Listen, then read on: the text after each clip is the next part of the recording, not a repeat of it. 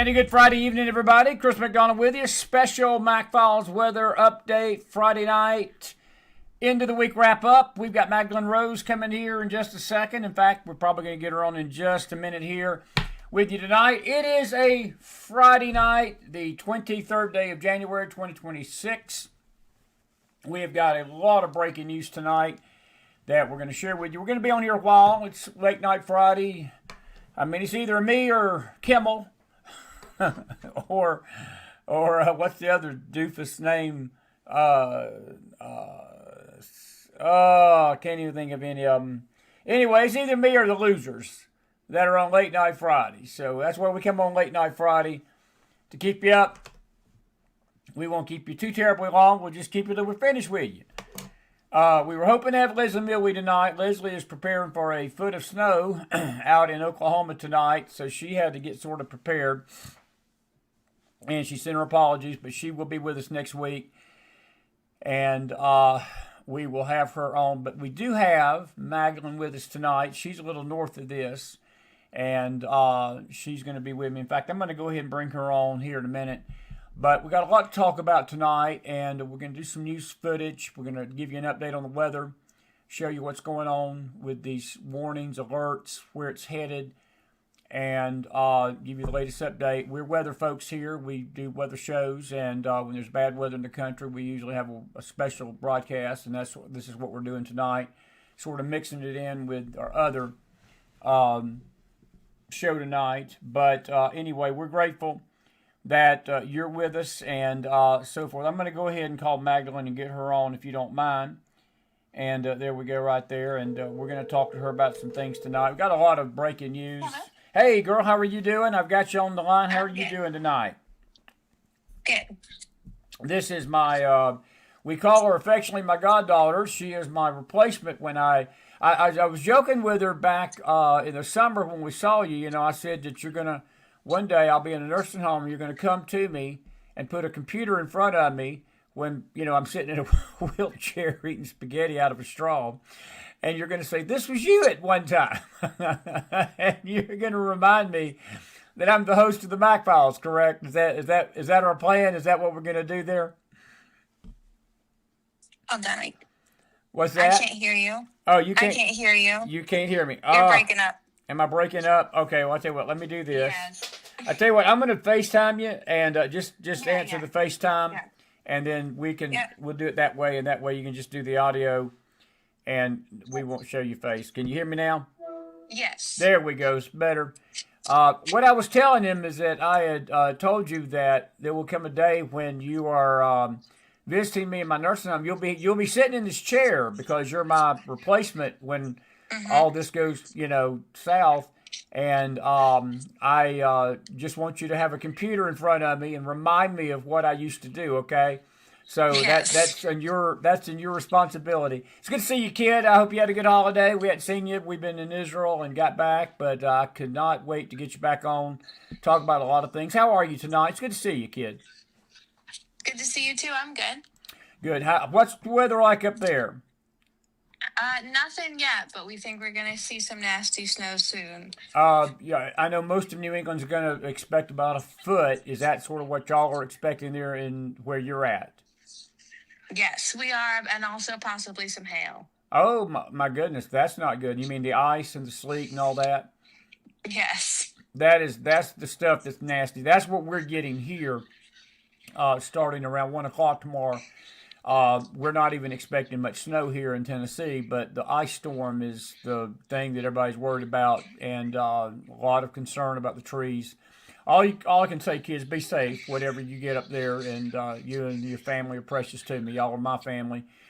And I say this to all of our listeners tonight. They're in the path of this storm, and we'll talk about more of that later in the show. Listen, a couple of things I want to run by you. It's been an eventful January since I've been gone, all these ice protests in Minnesota. And we had this terrible incident over the weekend at that church up there in Minneapolis. Don Lemon probably should have got arrested, which he didn't get arrested. But just get your thoughts on the riots right now and where Minnesota's at. We'll get into some other stuff. But what's in your mind right now? Is this lawlessness? Where's the fault lie? Does this lie with our leadership? Is it just a bunch of crazies that don't have any more time on their hands and to just do stuff like this, or is this more of a serious problem that's going in the country? Or, you got a media. ABC's going to be sued because they reported last night this 5-year-old kid was abducted by ICE, which he wasn't. The fact of the matter is, the daddy left the child out in the snow, out in the cold. The ICE agent just picked the child up and stayed with him until they could get him back to the father, who was under arrest. They were trying to get the father, but Magdalene, they just lie. I mean, that's all they do. This media lies, and I think that's why people feel the way they do. Is that an accurate description of what's going on? I think it is an accurate description. I think one of the problems here is that the Republican Party hasn't done a great job shaping out to people and explaining what it is they're actually doing. They're not making it clear that they're actually emptying the country of all of the criminals, and that the people that are left are not good at all. The people that are left are not good, like middle of the road people. They're still criminals because they entered the country illegally, and that's okay to know. That's okay to believe. And even more than that, Pam Bondi has been such a letdown. And yes, she's arresting they're having some of the people who were involved in the Minnesota one arrested, but she was such a letdown for so many months that I think it allowed people to believe that they could do violent things, that they could come into churches because there'd be no repercussions. That's certainly the message they were getting from her and from Kash Patel. Yeah, and I think we had a guest on last night, Professor Nicholas Giordano. I want to say he came to us by you. I think you had interviewed him, and you got him to come on our Mac Files, and he's great as always. And but he was talking about Bondi last night, and he shared your sentiment that he said a lot of this lays at the hands of the DOJ and the fecklessness of their department. And I think, look, Magdalene, the way I said it last year when she got nominated, I said I'm going to wait and see. I was optimistic, hopefully optimistic, that she would be the kind of attorney general we needed. But I think the professor made a great case, and you just did too. Patel too. It just goes to Kash Patel that you've got to have people with some guts and some teeth, and they have neither. And Bondi should have been laying the hammer down on. And these people that she's arresting, the judges are letting them out. It's like a revolving door, isn't it? I mean, I heard tonight that 2 of the 3 losers that got arrested are out of jail tonight, and they won't even sign an arrest warrant for Don Lemon, claiming that he had a right to be there because he was a journalist. That's on the DOJ, is it not? It is, and this is the consistent problem. So in contrast, someone like John Ratcliffe at the CIA is doing a great job. He's coordinating with Trump. He was instrumental in the situation with Maduro. He is upholding the standard, and we don't see him on the news, and if we do, we pay attention because it's an important moment. If you contrast that with Kash Patel, it's a disaster. And then we got leaked messages and reporting that no one is saying isn't true that we got recently that says that Bongino and Kash Patel, in the wake of Charlie Kirk's assassination, were planning out their Twitter strategy. And I fully believe that because that makes sense. Like, these are the things that make sense. Seeing that, I was like, okay, so that's what they were doing, because obviously they were not doing anything else. Tyler Robinson was turned in by, I believe, 3 different people in his community and with his family. His roommate cooperated. There was no smashing moment where the police got him. They arrested 2 people by mistake first. So I see and believe the disorganization within the FBI, and especially led by Kash Patel. I think Kash Patel is a disappointment. I think he is too focused on his personal life, and I don't think it's what the office needs. Do you think Trump replaces him soon, or do you think that he just rides it out till the end of the year? I think he rides it out. And it's an unfortunate position because after the Biden years, we desperately needed an FBI director and an attorney general specifically who would be brutal and take care of things. I mean, we needed that more than we necessarily needed a great economic platform in some ways. We had to have that. And without that, it doesn't matter all that Trump accomplishes because he's still dealing with nonsense. Pam Bondi to me is a bigger issue. I'd rather Pam Bondi win than Kash Patel. No, I'm with you, and I think you make a great point. I almost believe that. I think that's what people wanted. Look, the economy coming back is good, but we're still out here. There's a lot of frustration right now in the country about this justice system. Watching these judges run over the right, and basically stick their finger up and let these criminals out. And, you got a judge in Arizona tonight that's under fire because she literally was telling people that if you see a masked ICE agent, you can shoot him. And, as far as I'm concerned, that's okay. And then you see all this violence against ICE. You see the death of Renee Good. I want to get your take on that. I've had some very weird responses to this from folks I wouldn't have expected it from. I pretty much see it as black and white with Renee Good. I'm not happy she's dead, but I will tell you this: you play with fire, you do the what thing she did with that truck trying to hit that ICE agent, and I don't care how the media frames it. I don't care how the church frames it. I don't care if people are trying to justify her actions or claim that the ICE could have done a million different things. These people have a second or two at the most to determine whether it's their life or the life of the person trying to kill them. What's your thoughts? What's your thoughts on Renee Good? Because this goes back to the Bondi situation. This goes back to the fact that there's just no teeth behind what they're trying to get done in the country. And we got to have to clean this mess up. And I'm sorry, if Trump don't do it, I just don't see anybody, even if the Republicans keep power in 28, which I don't believe they are if this keeps going, but there's nobody like Trump that can do this but him right now. He's got to clean it up, and he's got to have people around him that want to clean it up, correct? He does, and that's why it's very frustrating.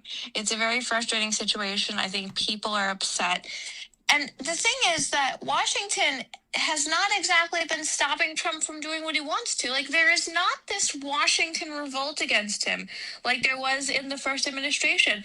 He's getting congressional support. He's getting the Senate in his pocket. With the exception of people like Marjorie Taylor Greene, the vast majority are working with him. If you contrast Paul Ryan and his ridiculous saboteur efforts with Mike Johnson, it's a completely different situation. Mike Johnson loves America and is interested in Trump succeeding. We don't even know what Paul Ryan's deal was. So Trump is ahead on a lot of things. He also has the Supreme Court. I don't think he had the Supreme Court majority in this way in the first term at this time. So we're in a good position, and yet all we hear is how bad things are going. And I think that is solely the fault of Pam Bondi and Kash Patel.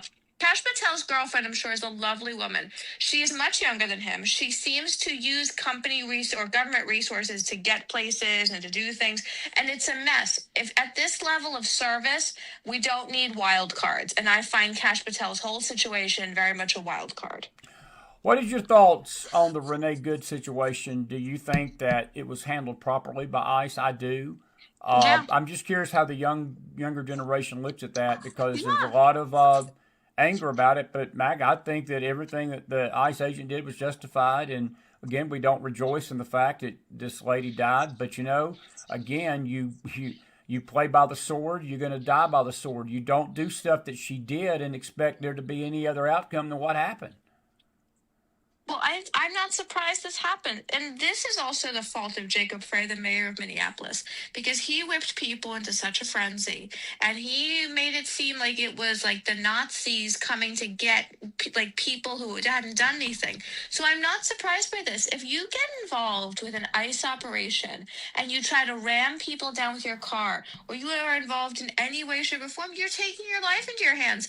That's not the case if you're just walking by an ICE agent, or even if you talk to an ICE agent. But when you actively impede an investigation, or you're doing something dangerous, or you're trying to put ICE in a situation where they don't know what to do, you cannot be surprised this happened. And I think that it's fortunate that this happened under Donald Trump and not a liberal, because the ICE agent would not be protected.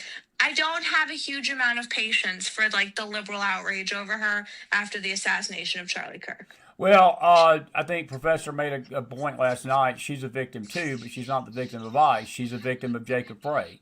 She's a victim of Tim Walz and Keith Ellison. And as you said, the frenzy that was up there in Minnesota still is. And Magdalene, I just, look, I think more of this is going to be happening.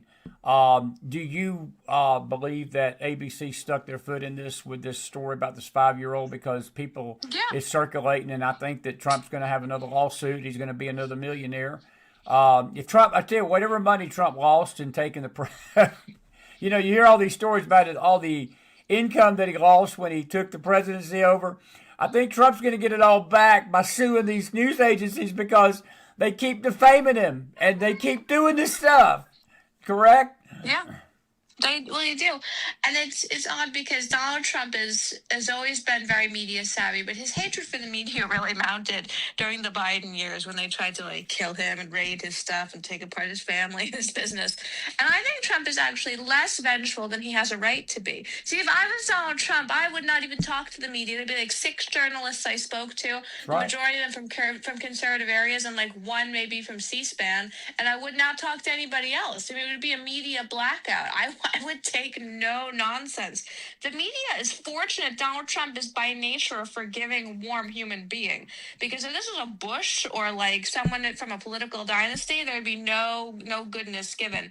So Donald Trump, when it comes to these immigration stories, he's learned a little bit. Because when there was that whole children in cages thing, he fought every line. He went back and forth.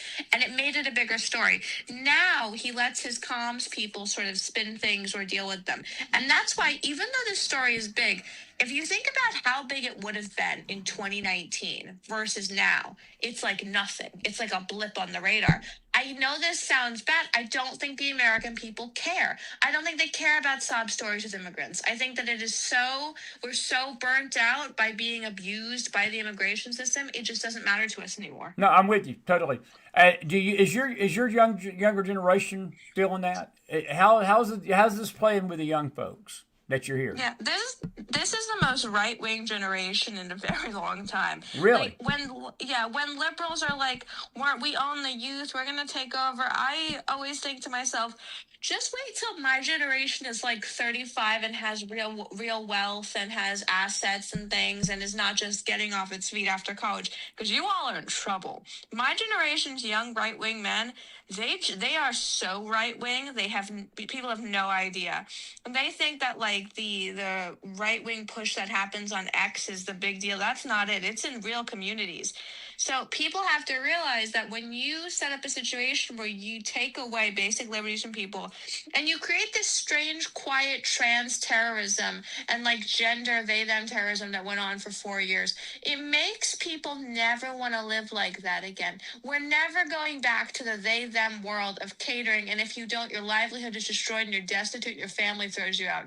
It's ridiculous, and it radicalized millions of young people. Wow, good stuff. Well, I'm grateful to hear that.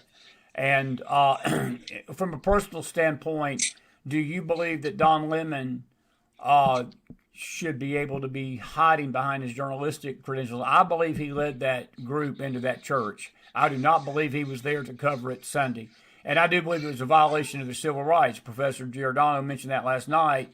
And again, Magdalene, that's something that, if we can't be protected in the church, and I shared with him, and I'll share it with you, and I'll let you chime in on this. It started with the campuses. It destroyed Columbia. It destroyed all these colleges that were allowing it. Princeton, Yale, all these these presidents, a lot of them lost their jobs, lost their careers over it because they wouldn't stamp out the anti-Semitism. Then they couldn't get their way out the campuses, so they took it to the streets of these cities. Now, because they're not getting their way in the streets, they're taking it directly to the church. It's a dangerous precedent. I think that, again, this goes back to feckless Pam Bondi. Don Lemon should have been arrested the day it happened. That's just my opinion. Yeah. Don Lemon should not be hiding behind journalism, because now there are reports that he was one of the first people in there, that he helped facilitate this. Don Lemon is pretending that he is a journalist who had no idea this was going to happen. He knew everything was going to happen. He is not affiliated with a media source. He saw Nick Shirley go in and bust the Minnesota fraud, and he got jealous, and he wanted to do something interesting. That's what happened here. And I think Don Lemon is a sad case of a older, like millennial man not understanding how to function without a major news system behind him to tell him no. We all hate fake news and CNN and everything, but sometimes I do wonder what those news producers stop crazy hosts from doing. Because when the hosts leave, if you notice, they do nutball things. They go crazy. And I think that the sort of... like the guardrails are off. So maybe there's a group of producers at CNN and MSNBC who are doing good work and we don't even know it. No, that's so true, and that's well said. Let me ask you this. Since you are in the world of social media and it's sort of your age group about this situation, and while I got you about Candace, the latest thing is that they've issued a cease and desist letter, Turning Point USA has, to her to stop this character assassination of Charlie Kirk and Erica. I do not think it was a good idea that Erica met with her, but that's just my opinion. It's nothing against Erica. I just think that she would have been well advised to stay clear and not give Candace Owen any oxygen. People like that, you give them oxygen, you just keep fueling the flames. Is she headed down a road that of the same thing? Because she's basically doing the same thing to Erica Kirk that she did to Emmanuel Macron. I'm no fan of Macron, but some of this stuff, Mag, just from your godfather to you, it's just a bunch of crazy, loony. Sounds like somebody that needs a straitjacket, not a microphone. Is that an accurate statement? She needs a straitjacket. I was against Candace Owens and Erica Kirk meeting. I spoke to people in that world. I thought it was a bad idea. And the reason for that is because there is no amount that you can give Candace Owens that will make anything stop. Candace Owens has been a problem for years. Ironically, the reason why she's famous is because only Charlie Kirk seemed to not realize that she was a lunatic and promoted her. And so what ended up happening was he didn't understand until about 2021 that she was crazy and a raging anti-Semite. But by that time, he had introduced her to the conservative media world. So the monster that we're dealing with here and the monstrous action she's taking in a roundabout way originate from the first Kirk endorsement. He introduced her to Ben Shapiro. He got her on the Daily Wire. He got her on Fox News. He put her in front of the president. She is his design in that way. So because of that, she has some legitimacy in her saying she wants to find out what happened to her dear friend and all this, even though they've not been seen together in public before Kirk died for at least 3 years. But this is the issue we're constantly hearing. And it's a problem because when Candace Owens gets online to her 1.1 million, which is what she's averaging Monday through Thursday, live stream fan base just on YouTube, and she goes after someone, there is no recourse. There's nothing you can do unless you launch an all-out digital strategy and attack against her. But that takes time. Many people don't know how to do that. Candace Owens should have been thrown out of the conservative movement years ago. Erica Kirk should not have met with her. And I will say that the people who've known her for years, from hairdressers to makeup artists, they all say the same thing. She's a lunatic. And she has become an anti-Semite. And I will say, I think that she is in some type of weird cult that Kanye West was in, where they worship something that doesn't make sense, and it roots back to Jew hatred. That's the core tenet of it. So you think Kanye's got his hands in this too?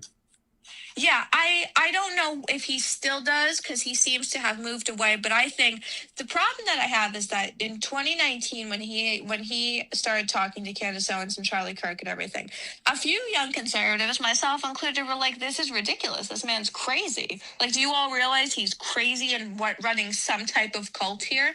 And we were told we were jealous over Candace getting the attention. And I'll never forget that because I said to people, "You realize that's insane. You realize that this is going to lead to massive upheaval and problems." Cut to now, Charlie Kirk is dead, and his widow spends the vast majority of her time dodging death threats originating from Candace Owens fans. I'll agree.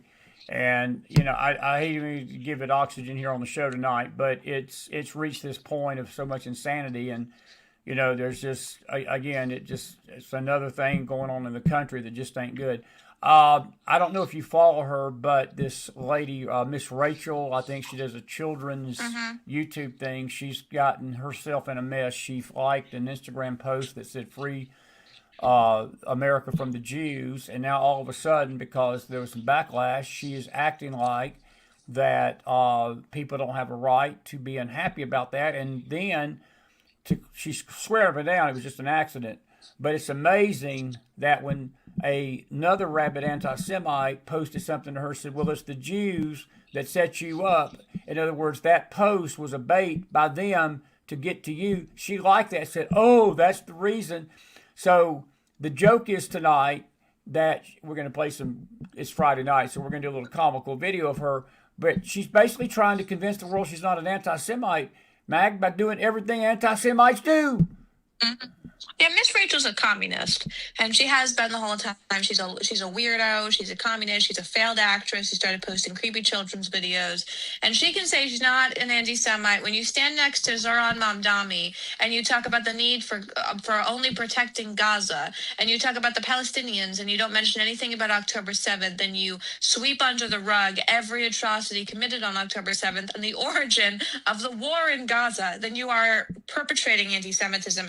Miss Rachel is a lunatic, and she stands there next to Zoran Mamdani as a mouthpiece. And it's interesting because previously, and I read this on Twitter, communists used to wait till kids got to school. Now they indoctrinate them through YouTube using Miss Rachel. I don't know if she liked it on purpose. I doubt it because it'd be a bad PR move. But I have no doubt that if you asked her in private what she really thinks, she would say that the Jewish people have no right to exist. She would say you can't have a two-state solution, a one-state solution, rather.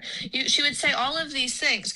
And I just don't understand how we got to a place where suddenly we are fighting and hating Jews, and we are cuddling up to Muslims and to the Arab world. I don't know how we got here, but I suspect it's Arab money floating into the conservative world and influencing commentators. I had somebody ask a question last night. I'll ask you this. I got you about 10 more minutes. I know it's late for you, so I won't keep you long. I wouldn't insult you at age 25 to say keep you past your bedtime. You're an adult now, so you stay up later than I do. But seriously, though, somebody asked about the agitators being paid in Minnesota. I'm going to bring this further deeper than just the agitators. Do you think there's Arab money and Muslim money going to Tucker and Candace, Miss Rachel, the Hodge twins, all of these voices on social media, Magdalene, that you mentioned that have over 1 million? All these people have 1 million listeners a day. Yeah. Do you think Arab money is running through these people's coffers? Absolutely. I don't know about Miss Rachel. I think she's just a weirdo and a weird pseudo-communist. That one, no. Yeah. But the Hodge twins, all of it, it's got to be Arab money. It doesn't make any sense. It's ridiculous. A country that has historically not been friendly towards the Arab nations post 9/11, that has dealt with endless terror attacks, that watched James Foley be beheaded on YouTube, is now cuddling up to Qatar and to Muslim countries around the globe. And we can't point out, we're not supposed to point out the correlation between suddenly we start listening to Andrew Tate, Candace Tucker, Hodge twins, and others, and all of a sudden we hate Jews. Like, no one is supposed to put the pieces together. It's ridiculous. If you walk into a Jewish neighborhood in the middle of the night, are you worried that a car is going to run you over in a terrorism attack? You're not. They are a peaceful people. We've never had a Jewish terrorism attack in the United States. And yet, we are constantly told we must hate the Jews. I think that Candace might also be a warped true believer in some weird cult thing. I wouldn't doubt that. But Tucker's very interesting because he talks about how there's the death of the white people in America having a chance to improve their lives because there's the death of the industrial world. That's very true. That's true. In the same breath, he then defends bringing in Arab immigrants who cannot assimilate because, and they quote, their culture is very conservative. They're trying to repackage Islam into being symbiotic with Christianity and social conservatism to infiltrate further into the conservative world, just like they did in attempts in the UK that are proving very successful. And UK is gone. I heard today that there was a group wanted to march for Jesus, spiritual event, and the mayor said no because the Muslims complained about it and they wanted the event. And that's where the UK's gone, Mag. But we're headed there quickly here. And I look at Minnesota. I don't know what the world is. And if I got any Minnesota listeners, this is not an affront to you personally up in Minnesota. But you folks need to check your water. What is going on in the water supply in Minnesota? Because that state has become a communist nation to itself. And you look at its leadership from the top down. There are no reasonably thinking people other than rank communists. In this Somali takeover of that state, you've almost got a nation within our nation that is trying to destroy our nation. Am I right? Yeah, you are. And we're not supposed to acknowledge that none of them are Jews, that they're all Muslims. Like, we're not supposed to acknowledge That's exactly right, kid. That That's this exactly takeover of this state is being done by almost solely or complete Muslim group. And then all the issues that they're having, the attacks on women, the crime, the theft, the corruption are all being done by a Muslim population. Contrast that with Borough Park in New York City. Do you have endless crime there? No. Can you as a woman walk through the streets there? They might wonder why you're there, but yes, no man is going to attack you.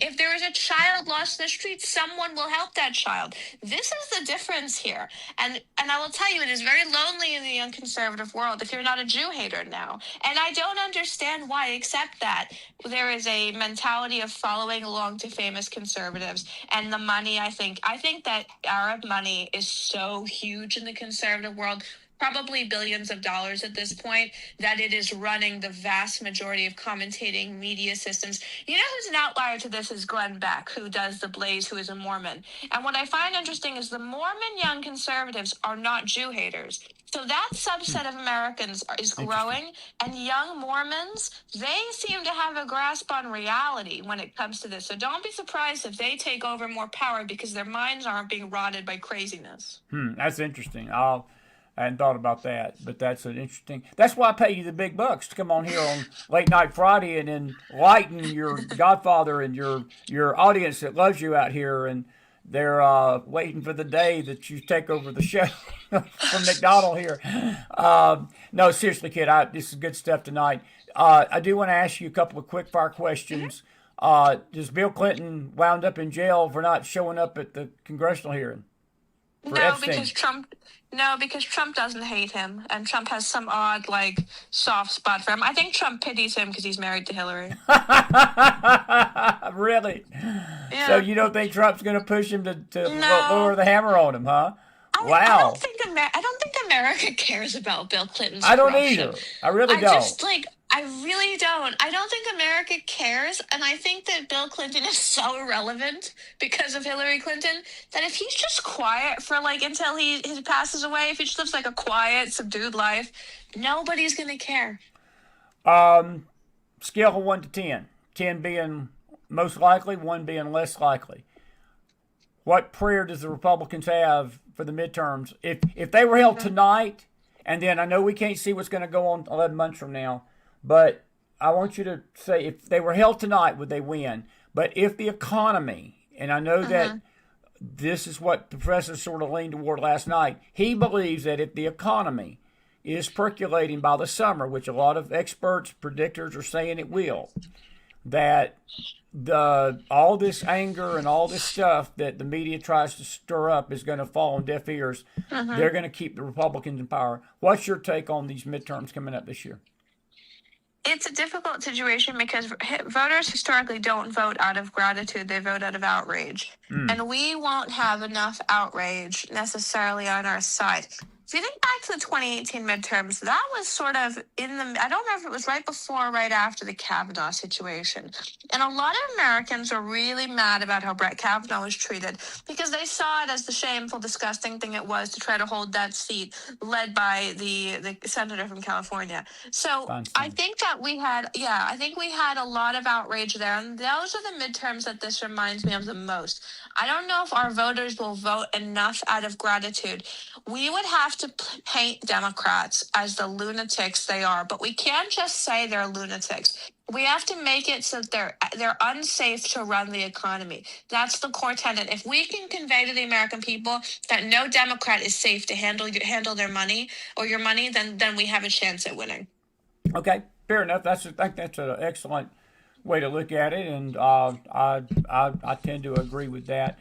I'm going to give you a few minutes to wrap us up here on your end. What is the thing going into this next year that you're most optimistic about, and what you're most concerned about from your angle? And we're going to get you on a lot more this year. You're going to be a bi-weekly guest. But as we get into this new year, what's some of the things that Magdalene Rose believes that we're going to see good in this country, and then maybe something not so good?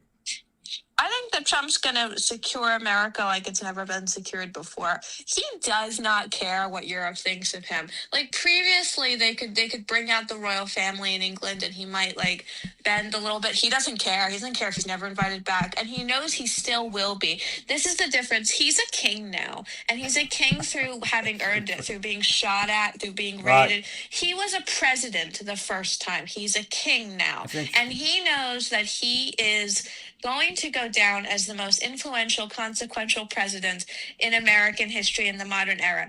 And that's the difference. He knows he's a king. So I think that in foreign policy, we will have great successes across the board. And I think if there's any hostages left, they will all be returned to us. Probably see him talk to Kim Jong-un and try to even out the Asia area a little bit. The thing I'm worried about is the anti-Semitism, not because it's just anti-Semitism, because what comes along with it is the following. If you embrace the Arab world in this way, if you try to make Islam acceptable, you weaken the conservative base of the Republican Party. When you do that, people who shouldn't be elected get elected. When that happens, laws that shouldn't get passed. It's a ripple effect. So when we speak out about anti-Semitism, it's not just a speaking out about anti-Semitism. I don't like the leaders of the Republican Party, excluding the Trump administration. I don't like that Andrew Tate is in charge. He shouldn't be. He's a pimp and a profound Muslim. And yet he's running the Republican Party in terms of young men. This is a dangerous thing. I'll tell you a quick story about Candace Owens' thing, if you don't mind. Go ahead. I was in Barnes & Noble a couple weeks ago in the kids section. And next to me are two women in their 30s, educated women, well-dressed with their little kids. And they're discussing why Jews are terrible people and how right Candace Owens is about everything in front of their little children, quite loudly. These were two white women, and I'm looking at them like, what is wrong with you? And they're like, what? We're just talking the truth. And they were saying the most horrendous anti-Semitic things in public and saying Candace Owens was the only person they trusted. If that is happening, then we have to understand that the ball has moved and we are in a different category of brainwashing and problems. I'm concerned about that because what does it mean for candidate selection in 2028, not just at the top? And had his head cut off, and we've got a little blip on the radar here tonight on our internet, so y'all bear with us. We should be okay. But today was the day that he had his head cut off by Muslim extremists in 2003. And I tell you, I think this Islamic takeover is a very big concern, and the anti-Semitism, we're on the same page with that. And it's a disease. It's like it's a festering virus in people's heads that you cannot seem to talk reasonably with them. And there's no argument. To argue this and debate it is almost foolish, because when you've got somebody that is so consumed with it, all they do is twist what you say, and it just goes deeper, and you wound up wasting a lot of energy. And look, if people want to hate the Jews, that's up to them. They're doing it to their peril spiritually. They're doing it to their peril, for this nation, for the Middle East, the people that they think that is all the good guys. And that's the problem. Those women that you talked to or heard about in that bookstore, if you would have asked them, well, do you believe Qatar is our friend? Do you believe Iran's our friend? Do you believe Saudi Arabia is our friend? They'd have probably told you yes. Told you yes. And that's more scarier than anything this economy's up and down doing. That's just my last 2 cents with you. What you say on that real quick? That's very true. And the rebranding of Qatar is a very twisted thing. And Tucker Carlson actually is the main proponent of it. He's gone there. He's extolled the virtues of it. He said it's the place he feels safest. Tucker Carlson has made great efforts to normalize the most extreme Muslim conditions. And at some point, we kind of have to say to people, look, I'm not arguing with you about this anymore. You're wrong. But the problem here is that if Muslims gain an influence in the Republican Party, where do you think that goes? It goes to bringing in more Muslims. And you know what's going to happen if that occurs? Suddenly everyone's going to go, why did we suddenly have a massive Muslim upsurge with a Republican president? I don't know, because that Republican president was backed by Qatari money and had a rampant anti-Semitic campaign he ran, and you all stood by and applauded it because Candace Owens told you it was good on YouTube at 3 p.m. on a Saturday. That's what's going to happen, and it's a very scary thought. Did you ever see, I have to tell you, when she was first coming on the scene and doing all these congressional hearings, I warned people in our audience. I said, I think she's a red herring. I think she is nothing but a fake and a fraud. I was with you, and at that time she was the darling of the Republican Party. I warned people to be careful of her. But did you ever see her getting this much influence? Yeah. Did you see it coming? I never thought she would be that of an influence in this country like she's become. I did, because Republicans like a fast-talking woman who says things they agree with in the congressional level. They do. And it's a really twisted situation. I knew this was going to happen when she testified in front of Congress, and the little media tour, like head-patting media tour that went on. And this is what I understand about her that I think other people don't. She just did what she had to get famous. Like, there's not a lot of depth here. This is not. I think there is now, because she's in some sort of weird Muslim-hating cult, Jew-hating cult rather. But she originally was just a mouthpiece and wanted to be famous and have a lot of money. I kind of understand that, like, in the grand scheme of things, in the grifting world. She didn't come from money. I get that. The problem we now have is that she married into massive wealth and power. So she's now got that as a fail-safe, coupled with the fact that no matter the fact that she goes after people, no one ever really responds. Like, if someone's targeted by Candace Owens, they meet with her and they say nice things and they try to be gracious. You know what this is? This is the Christian politeness that the Republican Party is filled with. The reason she's grown so much is because we don't have the mentality in the Republican Party to smack someone down that you need to get this to stop. You're so wise, kid. Wise beyond your years. And it's so good to hear your voice tonight on this Friday night. Listen, I want you to promise me you be safe in this storm, and I will get with you next week. We're going to get you back on next week, because I know the world's going to be crazy next week, just like it is this week and the week after. And I want to thank you for coming on tonight. And one quick question before we go: the Gaza peace thing, this board of peace or whatever. Are you on board with this? I'm actually not on board with this effort. I think that it's a failure. I think that Jared Kushner. I'll put it like this. I read a tweet tonight by somebody, and I'll let you wrap it up 1 minute on this. President Trump is right about Hamas. He's right on Hezbollah, and he's right about ISIS. He gets the danger. But he's got a blind spot, Magdalene, that scares me to death about Qatar and Turkey and Syria. And I can't explain that. And I think that it's driving him to think he can fix this situation in Israel and that Gaza Strip through these rogue forces that want to see the Gaza Strip in the hands of Arabs, not Israel. Gaza belongs to Israel. What's your 1 minute take on that? We're going to talk about this next time with you more in detail, but I do not see this board of peace in Gaza going anywhere. No, I don't either. I think it's mismanaged. And the problem here is that Jared Kushner doesn't know how to sell this to anybody. So it can be the greatest idea on earth, but he has no salesman skills. He might be a diplomat. He's behind the scenes guy. And it's very telling that Marco Rubio isn't in charge of getting the world to like this, because the capital and the public trust people have in Marco Rubio has to be used in sparing ways. I think if you ask Donald Trump privately, do you think this is going to work? He probably would say no. He would probably not agree that it's going to work, but it's something he's going to try. Gaza is a bad situation now because the misinformation that came out of Gaza was so warped and twisted and completely funded by Arab money that it made it toxic to question if the people in Gaza were in as bad shape as they said they were.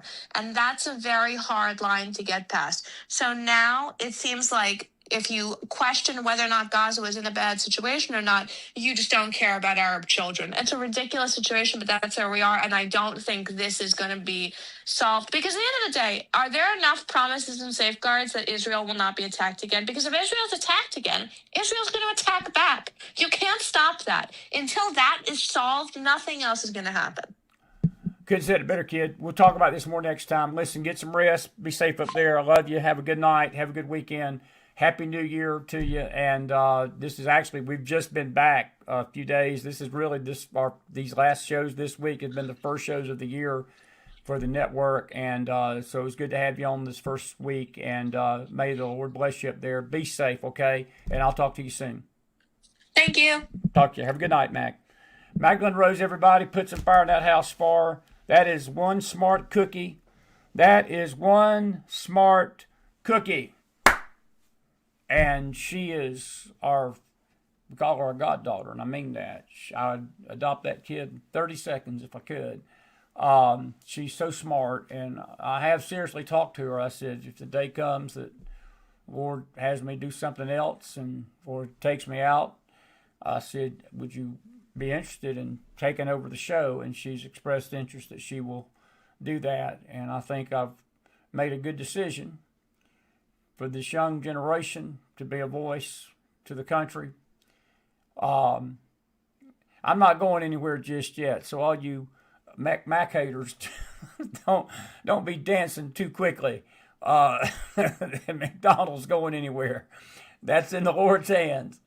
But that kid's smart. That kid, man, I tell you, just listening to her tonight, you can just tell that she's got it. She understands it. Put some fire in that house for her. And that is such good stuff. I know we've got some comments in the chat. We're going to address them here in a minute. The individual that was telling me up there that your friend goes to that church that was raided, that was infiltrated, we'd love to talk to them. If you would email us at macfossforum@gmail.com, and if you can connect us to your friend, tell them we'd love to have them come on and talk to us about it. And I would love to hear what they had to say about what happened Sunday up there.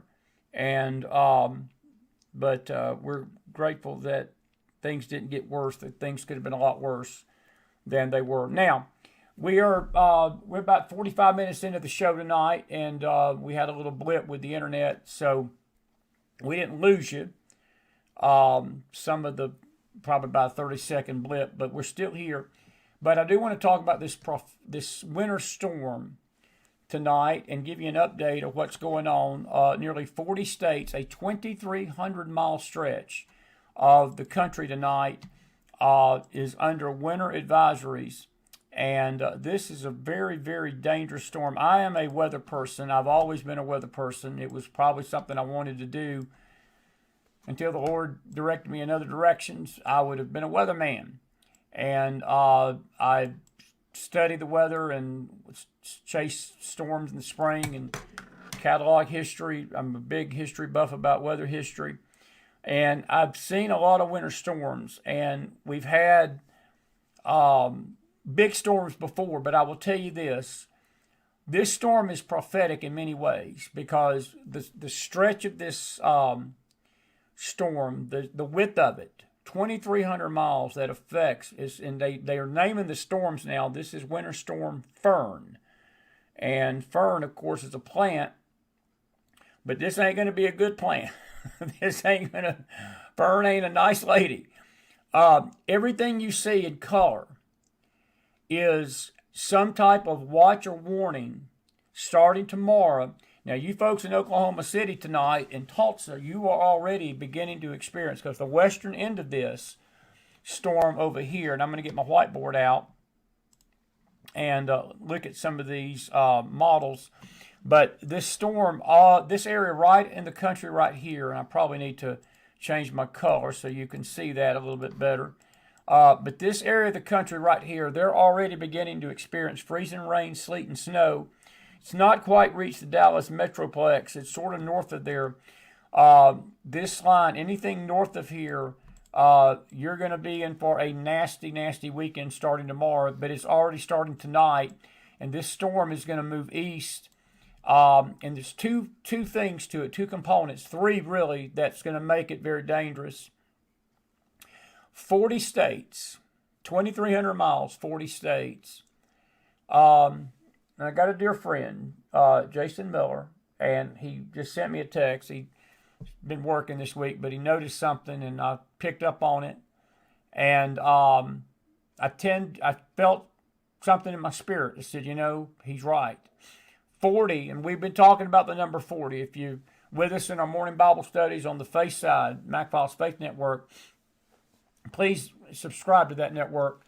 We are actually talking about the wilderness wanderings of Israel, and those wilderness wanderings took 40 years to complete, a generation of unbelief, 2 years in, they stood at Kadesh Barnea and told the Lord, we can't take the land. And God got so angry with that generation, he literally stopped Israel from moving any further. And that wilderness area down in the southern part of the nation where we were at, actually, we were close to there when we were in Israel 2 weeks ago.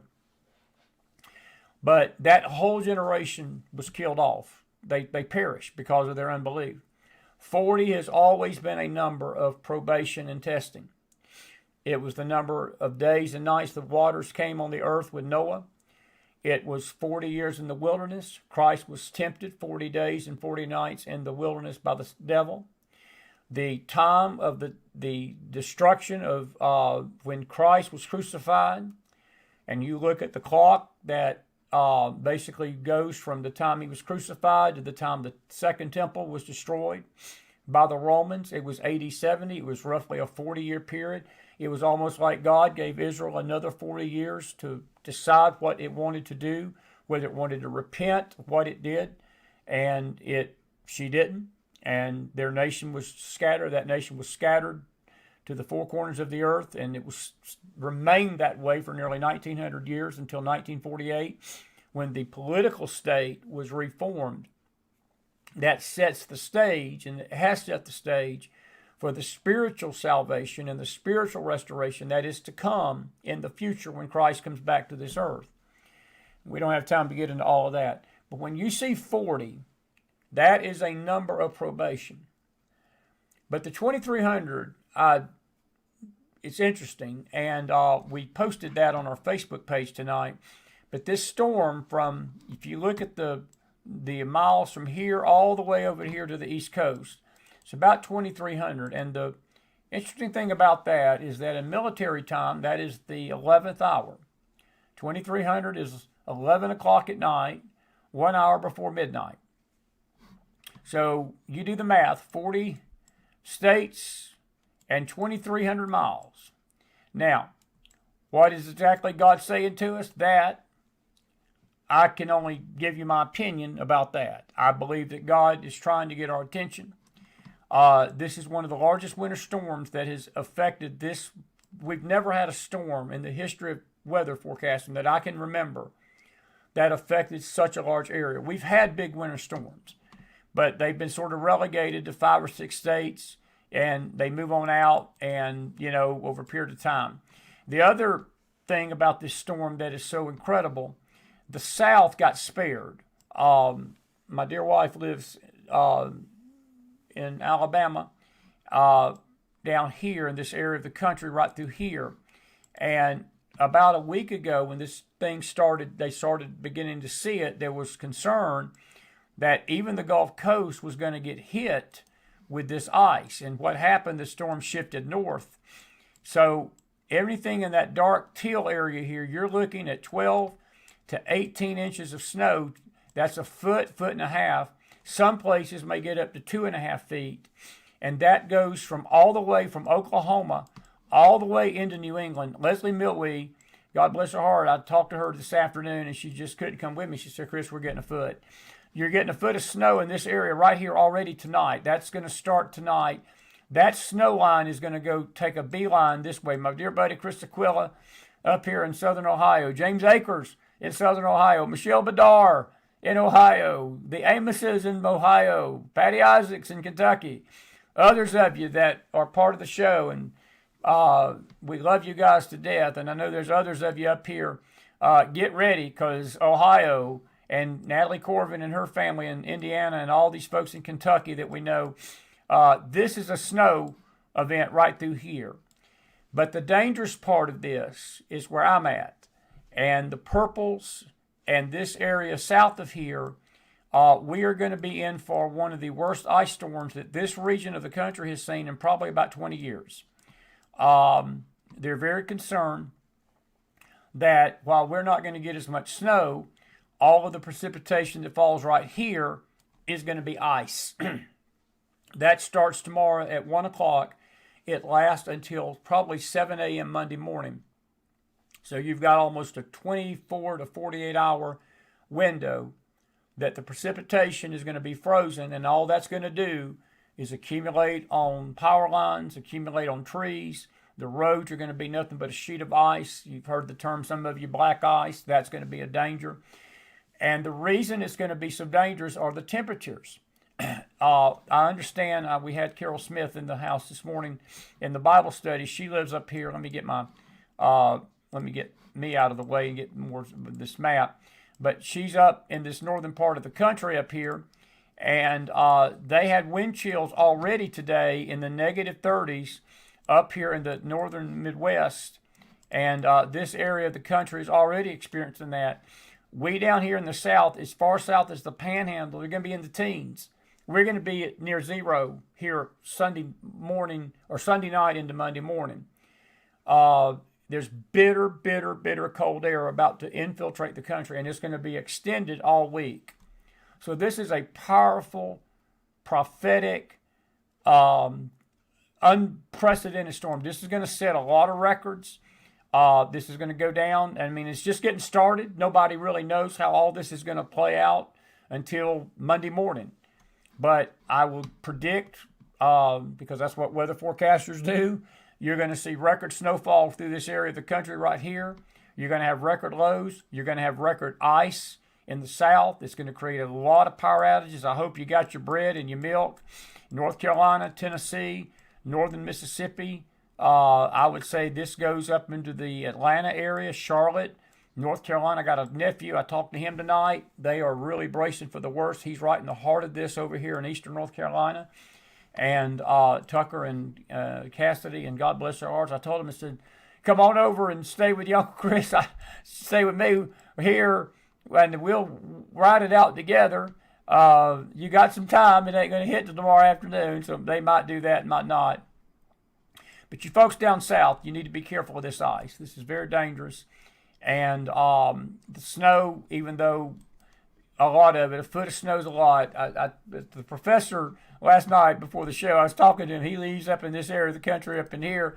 He said a foot of snow in the Northeast, he said, it stops us for about a day and then we're back to normal. You folks down south, you can't get a half an inch of snow. You're shut down for 6 weeks. And he's about right about that. So, but there's going to be a massive snowstorm here. But all of these areas of the country, you need to be on the alert starting tomorrow afternoon. It's already beginning to fill in over here in Oklahoma tonight. The darker greens are the winter storm warnings. The lighter teal color is the winter advisories, winter storm watches on the periphery of this. But that purple area is what I really want you to pay attention to. Anybody that's in this area of the country right here, this is really going to be the danger. The most terrific part of this storm is this ice, because they're saying that you could have accumulations up to a quarter to a half inch to almost an inch of ice in some places. Folks, that is, if you can imagine an inch of ice on trees, and you got to realize an inch of ice, it may not sound like much, but it's not like snow. An inch of ice weighing down on a power line and trees will bring trees and power lines down just like that. So I would be just preparing for possible power outages in this area of the country over the next 24 to 48, 72 hours. And then after all this moves out, what's going to happen is that there is a high pressure system to the north and an Arctic system that is going to just plunge temperatures, and it is going to become an icebox. In this same area of the country, into the Northeast, that is going to experience all this bad weather, you're going to be in the deep freeze. So whatever falls here is going to stay on the ground for a week. And there is another model out there tonight that believes that not necessarily this upcoming week, but the following week, there is going to be, because this cold air is going to stay in place down here, there's going to be another storm, maybe two, that's going to take a more southern track, and you could be looking at a southern version of this come the week after. We don't know that right now. That's 10 days out, and it's hard to predict 5 days out with this thing right now. And I would just say this, even tonight, I was reading some of the discussions about this. There is pretty much a good certainty and that this is what all is going to happen. And what's going on is there's some warm air coming into this system from the south. And Sunday, there's going to be nothing but rain through here. And then it's going to turn back over to snow Sunday night when the cold air arrives. But if that warm air doesn't reach Tennessee and doesn't reach the Tennessee Valley and the Mid-Atlantic, this snow line is going to come south. So I would still be under the idea that we don't know fully what's going to happen. Not 100%. We're about 90% sure this is the path of the heaviest snow. But we're in the mountains here, and there's something we call an Appalachian block. And what it means is sometimes this cold air, that when these winter systems come through, the warm air pushes the colder air out. But there are times when the winds come back to us from the northeast, from the Appalachians up here in the Virginians. And what that does, it blocks any warm air from leaving, and it locks in cold air in the hills. So I'm saying this to our folks in Tennessee tonight that's listening to me. There is a possibility, it's small, but there's a possibility that we may get more snow than we may think on top of the ice. It's just going to be a bad weekend. So, best thing I can suggest you do is get you a good book called the Bible, the Bible. Read your Bibles this weekend. Be with us tomorrow night for our Saturday night gospel sing. If we got power, we're going to play gospel music, and that'll be on the face side. So I just wanted to give you that update, and we'll let you talk about that here in a minute when we get the chat going. But anyway, we're expecting a very, very ugly storm. And so I hope that all you will be safe out there in the country this weekend and so forth. I want to just look at a couple of more maps here tonight. This is the radar. I mentioned that this is a live picture. This was at 9:30 tonight. That was just about an hour and a half ago. And, this is what the radar is looking like, and this was already, you can see the rain and snow line. Let me refresh our applet here. But that is what's going on right now in Oklahoma, Kansas, northern Texas, just north of the Dallas-Fort Worth area. This is all headed this direction. So it is beginning, and all of this is just going to get more intense. And again, you folks in the Midwest, and I would say the Mid-South, not to the Deep South, but I would say a line from Nashville north and northeast. It's going to be a white January. You're not going to get a white Christmas, but you're about to get a white January, and about a foot is going to fall on this region of the country. But those wind chill factors are dangerous, folks. And let me just say this from a practical standpoint. If you're in a city and you've got loved ones or you've got people that you know that are elderly, please check on them. You've got about a window right now, about 12 hours before this really goes in earnest. It's just going to start, probably they say in here around 1 o'clock tomorrow, and then it just goes downhill. So if you're in the east, you've got about a 12-hour period. I would be calling your loved ones up if don't have heat or you're concerned about them. Bring them to your house. Do what you got to do. If you got loved ones in your neighborhood, older, elderly folks, please do the Good Samaritan thing. Check on them. Make sure your neighbors are okay. Make sure your family's okay. And though not all the country is going to be affected by this, 40 out of 50 states are. That's 80% of the country. And as I said, folks, I've been studying weather since I've been a child. I have never seen a winter storm that is going to cover this kind of territory. There may have been some in the past beyond my time when I was born, but I can tell you what, from the time that I've been studying weather to now, there's never been a storm like this that has affected 40 states. Now, what all that is saying to us, I'll let you pray about that and see what the Lord says to you about it. I think at the very minimum, if you put the two things together, we are in the 11th hour. We are in the 11th hour. And I will tell you this, folks, it does not get lost on me. And I know some of you are not going to like to hear this because I know that you don't want to hear the connection. And a lot of anti-Semites sure ain't going to like this. But it's ironic that this storm is hitting the nation tonight at the same day that Jared Kushner was in the Middle East shaking hands with Qatar, Turkey, and Syria to come on board with this board of peace for Gaza. Every time that we stick our nose and stick our hands in that Middle East situation and try to screw around with Israel's land, there's just been a pattern of this that goes back to the 90s, that there is something that happens in this country with natural disasters or a weather event or an economic event, a political event, and I'm telling you, it is just like clockwork.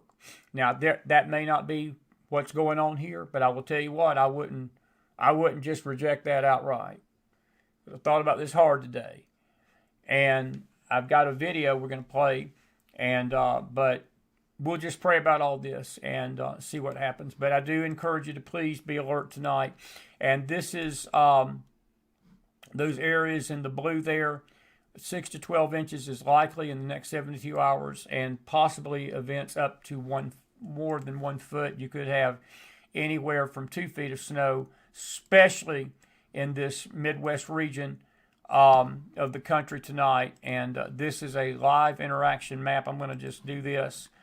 All of these in the pink here, that's winter storm warnings, heavy snow warnings, high wind warnings.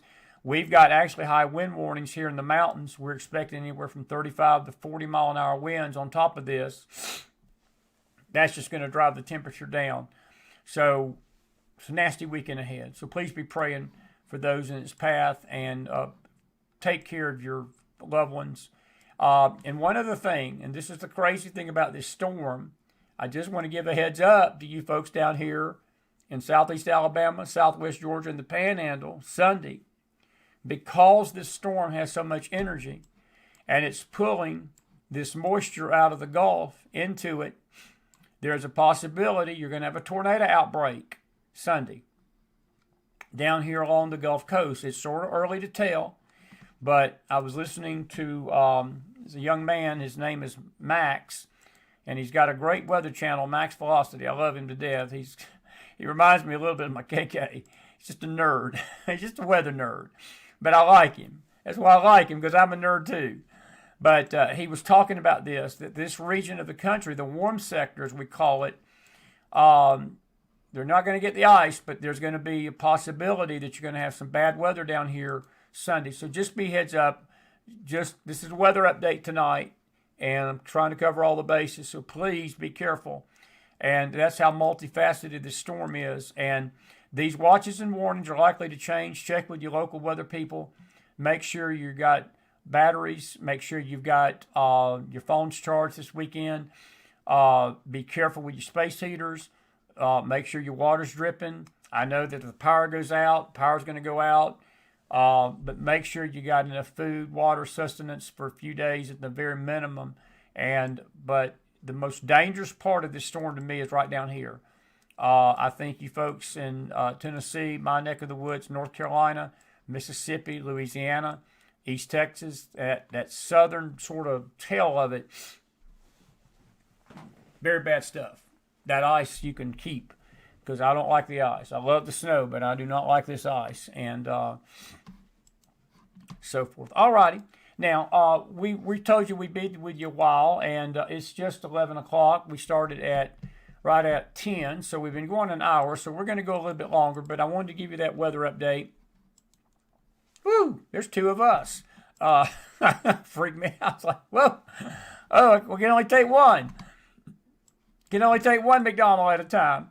But a couple of things I want to talk about with you today. Today was the Right to Life March in Washington, D.C. I hate I wasn't able to be there this year. We were there last year, first time we've been there in 5 years. But with me just getting back from Israel, it just was an impossibility to go back up there today. And with the weather and all, I felt it best to stick around here and prepare for the storm.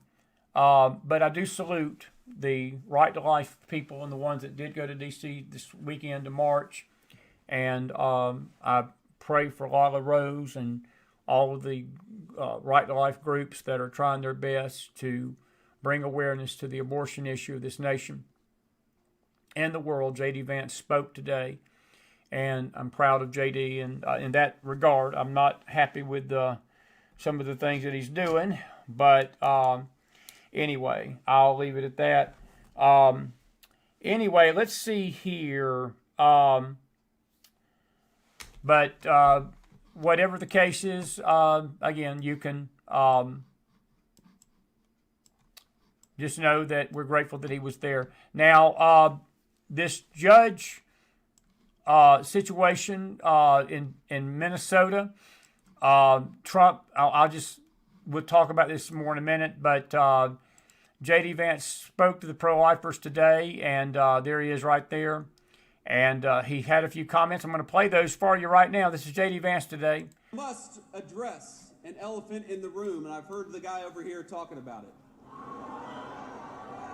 A fear that some of you have that not enough progress has been made, that not enough has happened in the political arena, that we're not going fast enough, that our politics have failed to answer the clarion call to life that this march represents and that all of us, I believe, hold in our hearts.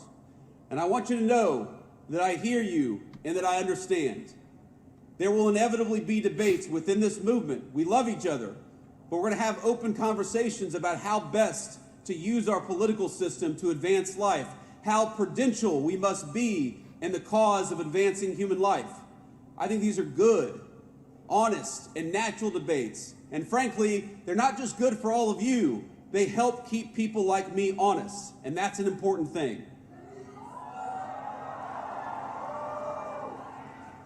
But I think all of us also have to remember that we are commanded to let not our hearts be troubled. Because I look at this crowd, and I see young people for whom Dobbs is the only world they've ever known. And I see people with just a little bit more gray in their hair, who for 50 years toiled to live in a country where questions of life would be answered by we the people rather than tyrants in robes. All of us have heard their stories. They've heard of the movement betrayed, of taking one step forward and then 2 steps back and then 3 steps forward after that. They know stories of heartbreak and of triumph. Some of them I've known very personally from ballot issues that I fought very hard for, some of which have gone the right way and some of which have gone the wrong way. And I remember friends of mine who spent their entire lives fighting for the unborn without ever seeing the victories that have accumulated in recent years. My friends, I'd ask you to look where the fight for life stood just 1 decade ago. And now look where it stands today.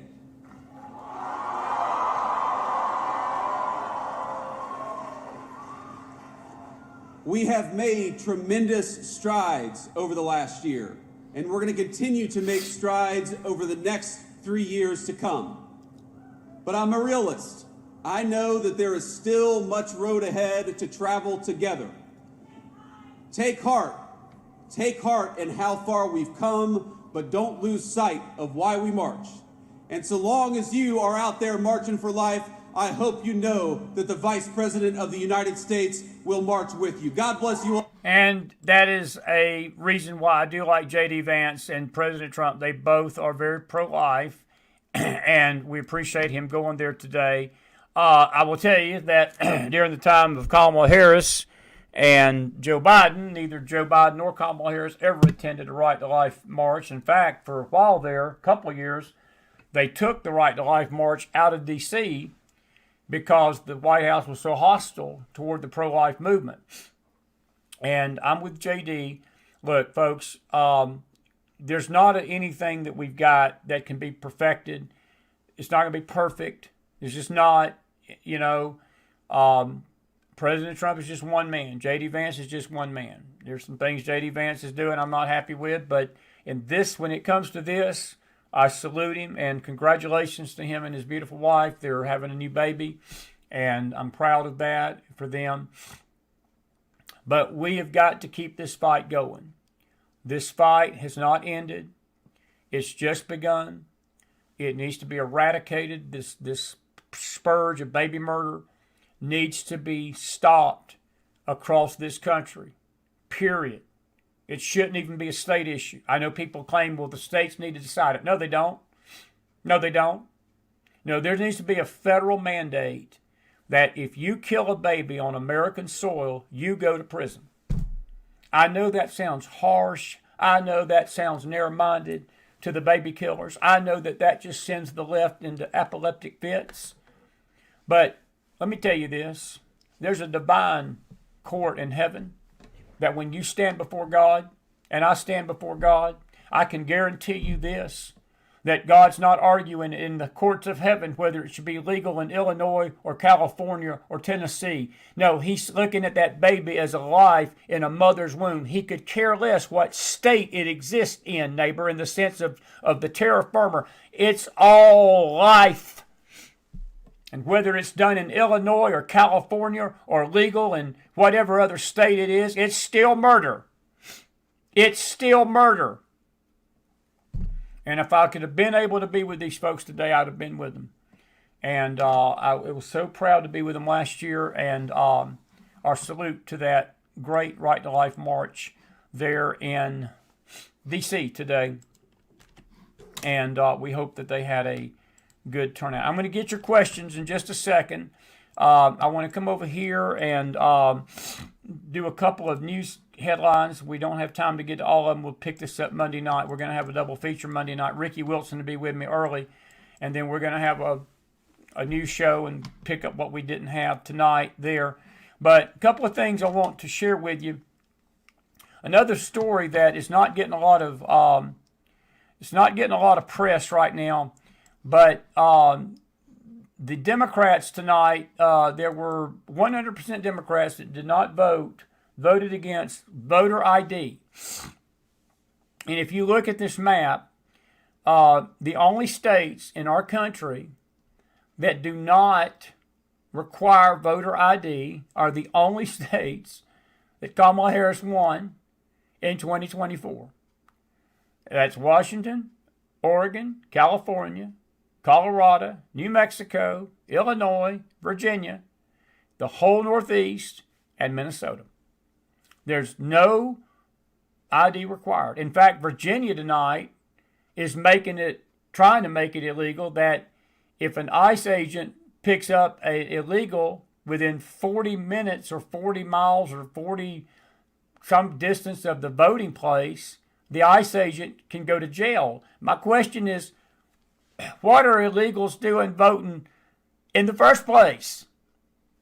But if you don't require photo ID, you don't require voter ID, illegals can vote in your elections, in our elections. That's what they want. That's what they want.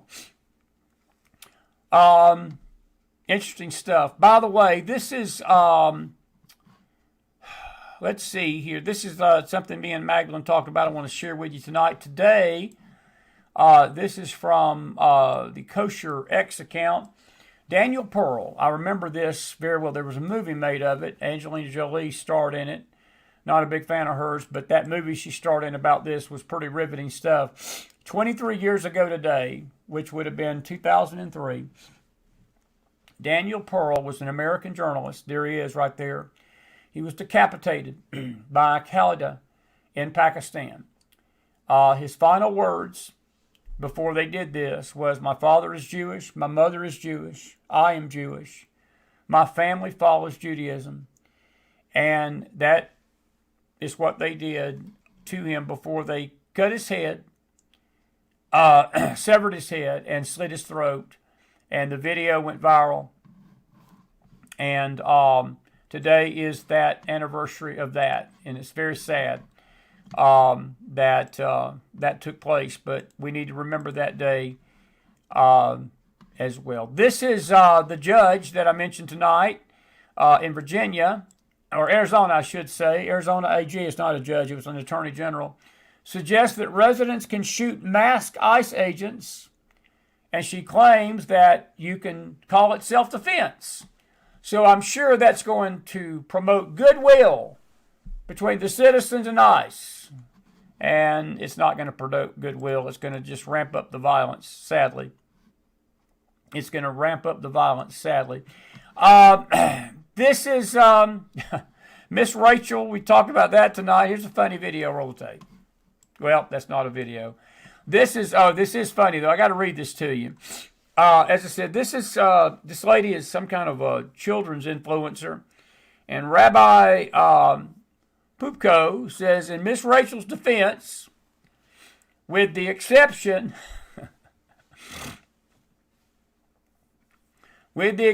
of liking a comment calling for the annihilation of American Jews, then writing she agrees that comment was planted by Jews to mess her over, embracing Hamas, justifying individual publicly, that's the guy right there, obsessively implying that Israel wants Palestinian children to die, and a few other instances, there's no indication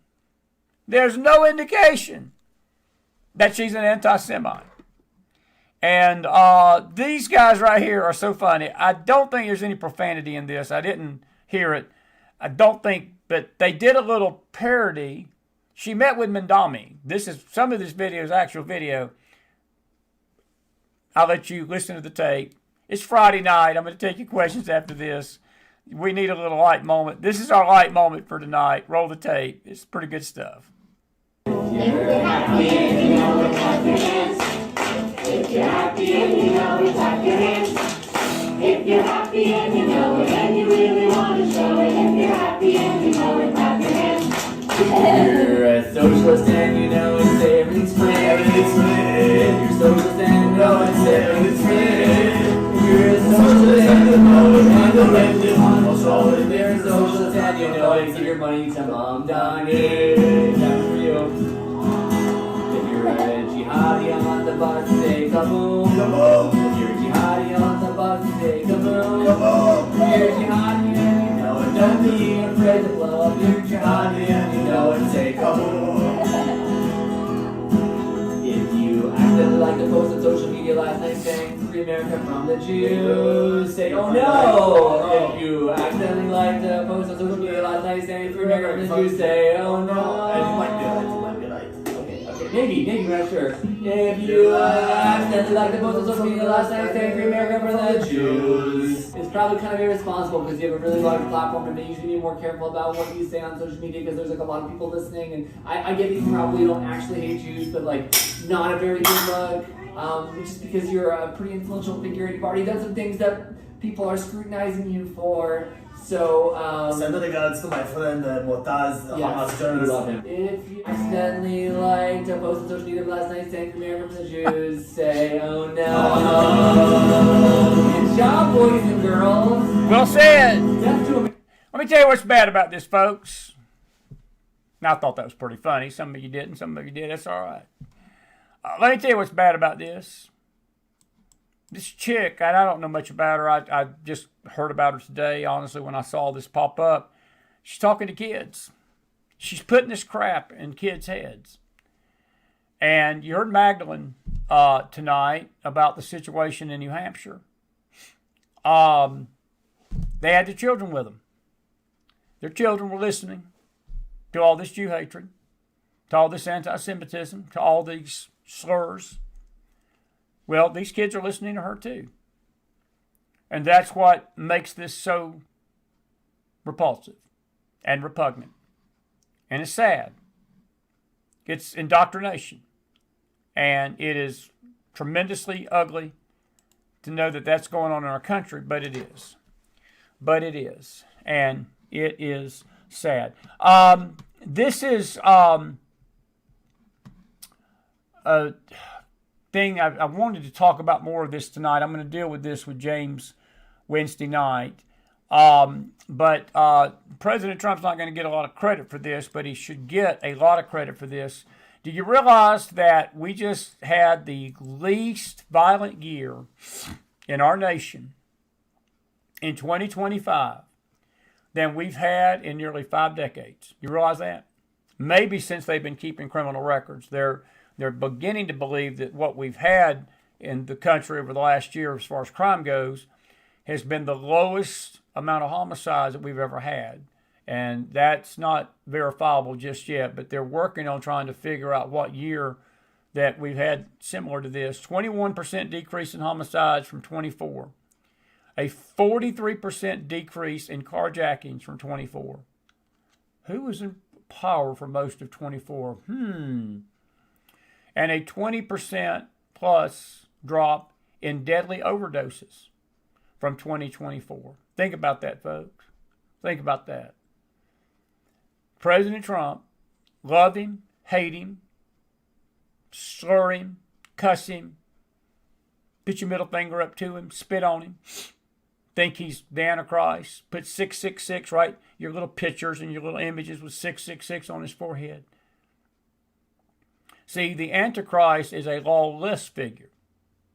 President Trump is doing everything to make America lawful again.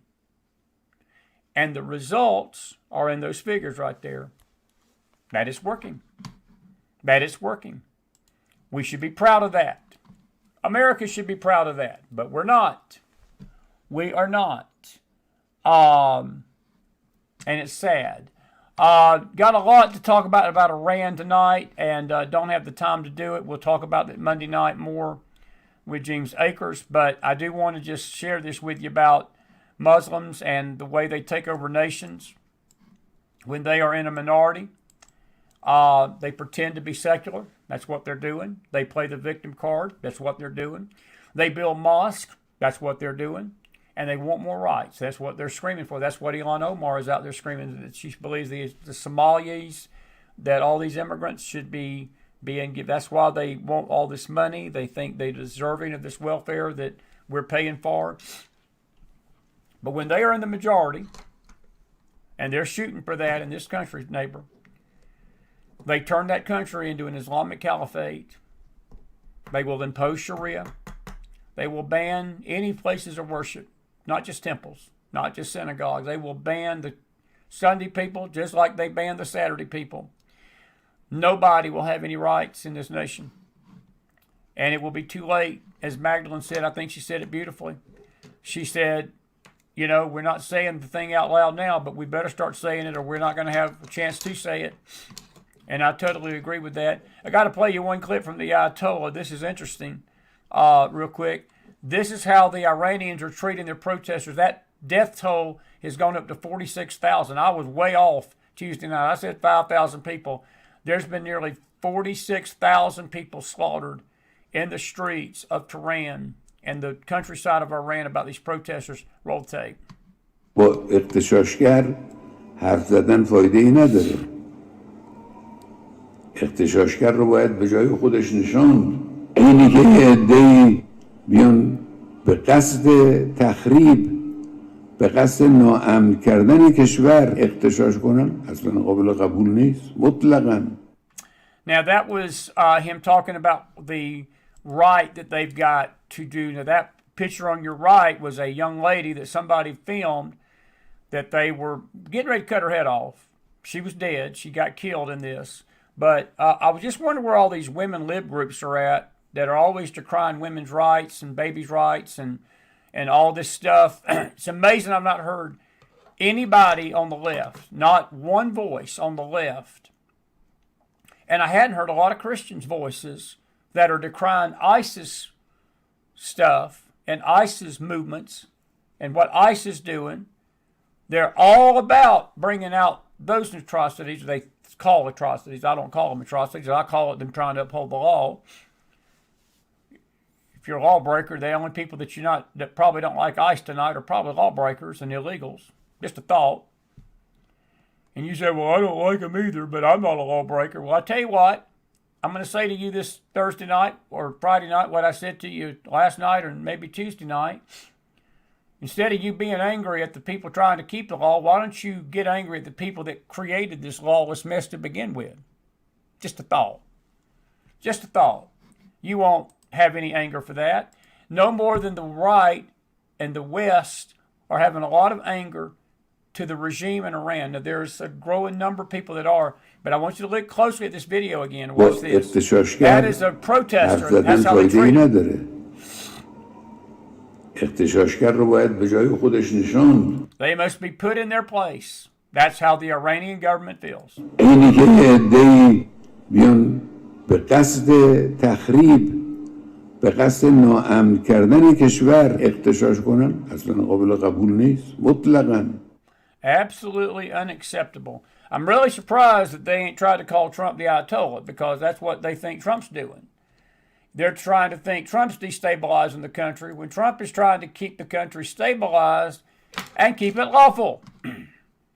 And try to keep it lawful. All righty, one more thing I will let you do. If you don't think he's the great troller in chief, he posted this on the White House website tonight. My friend Juanita Broderick picked it up. That's a penguin. That's a penguin. And that's a Greenland flag in the distance. And Trump, you can love him or hate him, but you got to laugh at him, I swear. He's the best. We don't deserve him. To be honest with you, I'm going to repeat what I heard Eric Aaron say the other night. We don't deserve him. Brad Johnson said we don't deserve him. And we really don't. But he's doing everything he can and so forth. All righty, I've got too much to say and not enough time to say it, so I'm going to stop. I'm going to give you a chance. You got 10 minutes. You got 10 minutes. And folks, again, the thoughts about the storm are my thoughts. And again, you're welcome to whatever you want to believe, think, and all. It's fine. This is not a sword drawing thing. And if you look at the weather reports and you look at the Weather Channel, this thing is going to cover nearly 20 from New Mexico. You draw a line from New Mexico all the way to New England, folks. Our country's 3,000 miles long. If you go back to that map, that's 2/3 of the country. So the 2,300-mile thing is accurate. And it's going to affect, it's already affecting 40 states. Even if not all the 40 states get weather, the watches and the cold air and this Arctic vortex that's going to hit the country, the ice and the snow is just the preliminary. You're going to have temperatures in the negative 60s in some parts of the country when all this is over. This is brutal. That's the thing about this storm that is so intense. And again, I've been studying weather a long time. I've never seen anything like this. This is maybe a once in a lifetime, once every 40 years, once every 50-year storm. As far as the area of the country that it covers. But everybody's entitled to how they feel in your opinion, and I am not taking issue with anybody that don't see that the way I see it. It's fine. But those are just thoughts I had a while ago. Anything you got to say, let's say it. Bear, good to see you tonight. Max is great. Max is a great kid. I like him. And don't forget our animals and pets. And Minnesota has had a 63-degree negative wind chill. Carol, you asked prophetically, do I see Iran's leaders retaining power? I probably got a little different take than most. I know a lot of people are predicting they're going to lose power. They may. I will just say this, in the overall scope of things in the Middle East. Look, real quick Bible lesson, quick prophecy lesson. We know that there's going to be a season of peace for just a little season. And we may very well see it before the Lord comes back for the church. I don't want to get into all the riffraff I got from Wednesday night's teaching on the rapture, because we had some folks who disagreed with us about the rapture. And I'm seeing that more and more. We used not to get a lot of that about the teaching on the rapture, but it seems like nowadays that the three big time bombs is Israel, the rapture, and tongues. Those three things just bring out the knives. They just bring out the crazies. They bring out the spiritually ignorant. I hate to say that, but they just do. But to your question, even if they lose power, there is not 100% guarantee that the Iranian people are going to be any better off. Now, hopefully they will be. And, you know, Iraq was sort of Iraq's been very quiet. If you think about it, we have not heard a thing out of Iraq in nearly 2 decades now. And I don't know if Iran's going to go into the woodwork like that or not. Prophetically, I think that if they do fall, all it's going to do is align the Middle East. It is setting the stage for the man of sin. And I want to just go ahead and get this bear out of the way tonight and get this elephant out of the room. Jared Kushner is not the Antichrist. I've already saw that on a post tonight. I watched a reel, and there was this guy that was going through extreme depths to prove or try to prove that Jared Kushner was the Antichrist. He's not. He's not. This effort, this Gaza for Peace deal, I'll just play you one clip real quick. I think this is him. I thought I had a clip of him speaking about it. I will have it Monday night because we're going to talk about this with James. This is him today, right there. And the Jewish community is not happy with Qatar, Syria, and Turkey being asked to be on this board of peace. And when I see boards of peace and I see peace and the Middle East in the same breath, Carol, my prophetic antenna comes up. The Antichrist will bring peace temporarily to this region. We know for at least 3.5 years. After the rapture of the church. After the rapture. Whatever happens before the rapture is really anybody's guess. There could be a lot of shifting. There could be a lot of upheaval. There could be the Saudis could lose power. The Iranian leadership could lose power. Iraq could all of a sudden erupt and become a threat again. There's so many things that can happen that, to be frank with you, we're in the dark about.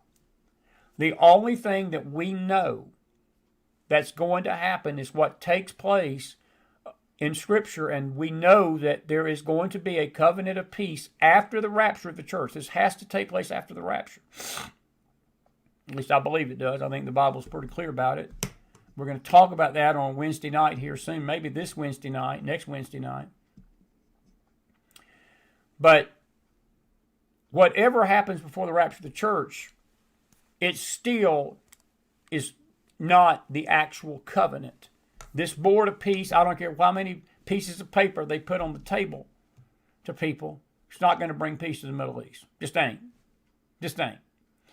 Even if the Iranian government falls, it may be, and this is just a thought, this is something I've thought about too, perhaps the whole Middle East is going through a transitional time for God to get the gospel into that region of the world one more time before it turns into this cauldron of hell. Because that's what it's headed for. And maybe all of this is a season that, you know, if the Iranian regime and those mullahs go down, that the new regime would open the country up to Western, because that's what this new prince has promised, that he would have normal relations with Israel, he would have normal relations with America. And that would bode well, maybe, for ministries to go in there and preach the gospel. I tell you what, you go in there now, you've taken your life in your hands. That church in Iran is persecuted. Iran, North Korea, and I want to say Saudi Arabia and Sudan are the top 4 persecutors of Christians in the world. By the way, to all you anti-Semitic haters of Israel, Israel's not on that list. She's not even in the top 100. But it could bear that. So to answer your question, I hope that answers your question. There is a prophetic element to it, but it's hard to put your finger on it right now until whatever happens, happens. And again, these people are digging in, and I felt like this is what they were going to do. I did not believe they were just going to see all these protesters approaching Tehran. And, you know, when you look at all the videos out there and people saying, well, there's a groundswell, this has never happened before. It has happened before. It's happened before, And America has not backed these protesters, and they've been slaughtered just like they're being slaughtered right now. And, we can only pray and hope there's a regime change there for the gospel's sake. But no matter what happens, it's not bringing peace to the Middle East. It's not going to bring peace to the Middle East. Nothing will, not permanent. There's no permanent peace coming until Jesus comes back. Anything that happens is temporary. Anything that happens. That help you? I sure hope that helps you.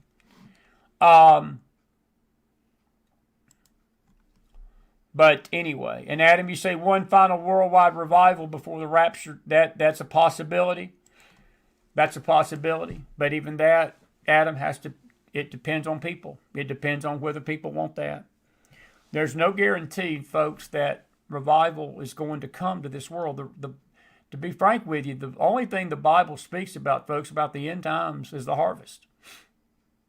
And if you want to call that a revival, that's fine. But I do believe there's going to be an influx of people, but I think there's an influx of people right now that we don't even see.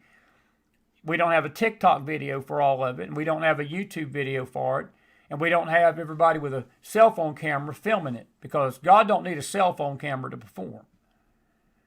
And it goes without saying that there's a lot of things that's probably already going on that we're naked to the natural eye. And I think this has been really going on for a long time. So, anyway. But I do pray that is the case, Adam. We'll just have to see.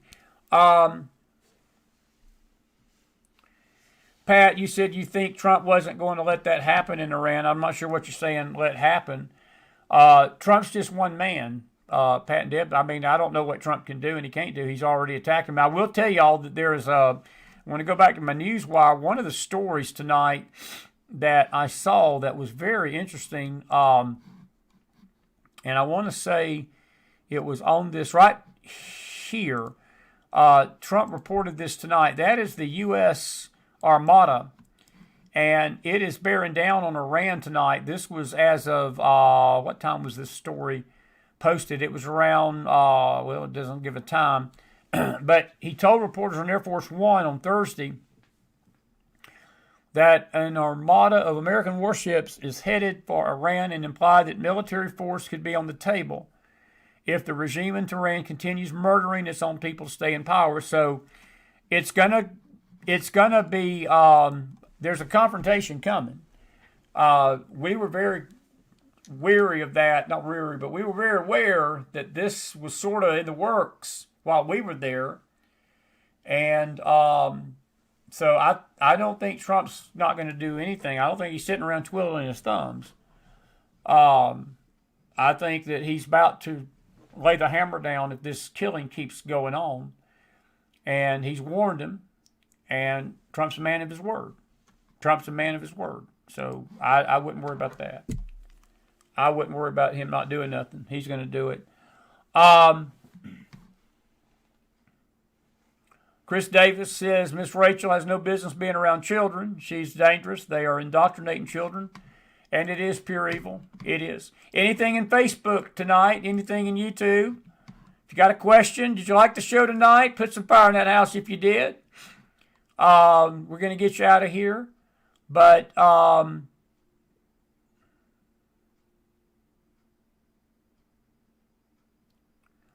Ziggy, you say locations stay the same, but leaders change. I believe we have to judge these countries by their leaders and not location. I'm not sure what you mean by that, Ziggy. I'm not sure what you mean by that. I don't think anybody's judging location. I think you're right in the sense that the leadership over these nations and these cities, they have a lot to do with what's going on in these cities, and they have a lot to do with what's going on in our country, and they have a lot to do with what's going on in the Middle East and all of Asia. And so all of Europe. Our dear friend Cleo down under, amen that, because they've got a leader that has lost his natural born mind. And Australia's a good country, folks. They got a good heart of people. Australians are some of the most precious people on the earth. They are. They're good folks. But their country has gone so far left that it has made life unbearable almost for many believers down there. It's made life, there's other nations of the world like this tonight, other continents. There's a reason they call Africa the dark continent, because there's so much corruption and greed and graft that the people themselves are starving to death. And it's terrible. We've been going right at 2 hours, so I'm going to let you go now. I hope you've enjoyed this Friday night show. And we hope that you enjoyed the guest, Miss Magdalene Rose. She was great, wasn't she? And we hope that you'll be back with us tomorrow night. And again, I want to just say this again, folks. Please, please, please.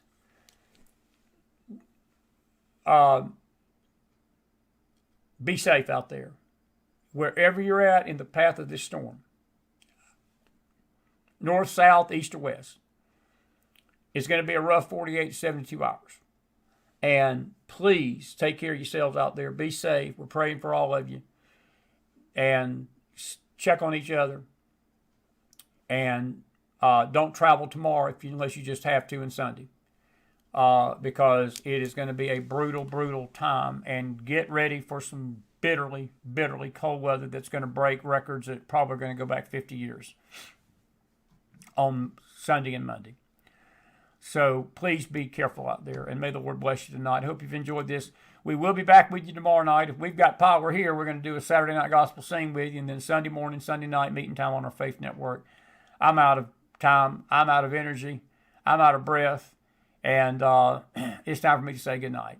I hope you enjoyed the show. Thank you, Magdalene Rose, for being with us. Thank you all for being with us tonight. See you back here tomorrow on the gospel side, on the Faith Network. Be safe in this winter storm tonight.